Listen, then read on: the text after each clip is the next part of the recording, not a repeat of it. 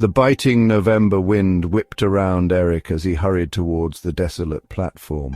His breath formed clouds in the frigid air. The ground was slick with a sheen of ice, reflecting the dim glow of the lone flickering lamppost.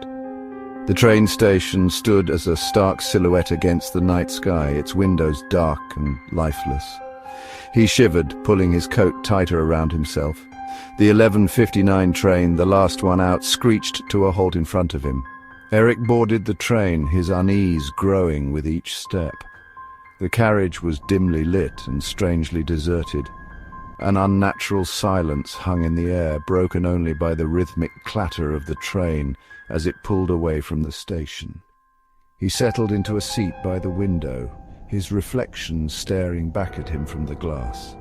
The train lurched forward, gaining speed as it disappeared into the darkness. As the train rattled through the night, Eric couldn't shake off a growing sense of foreboding.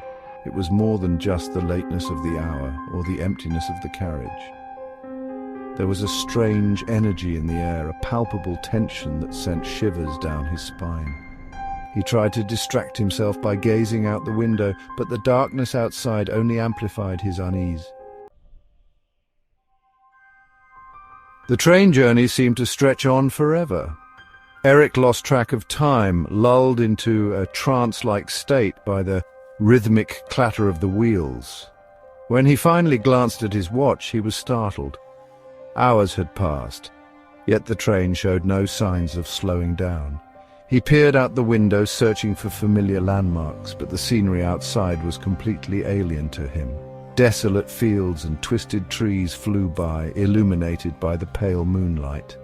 A wave of panic washed over Eric. He had never seen these places before. They were nowhere near his usual route.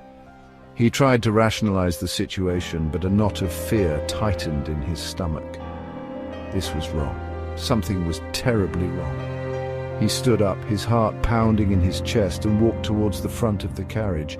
Each step felt heavy, as if he were wading through thick fog. He needed answers.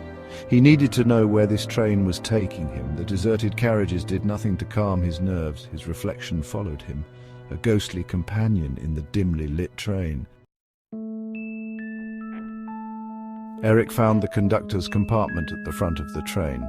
He hesitated for a moment before knocking on the door, his hand trembling slightly. A gruff voice boomed from inside. "What do you want?"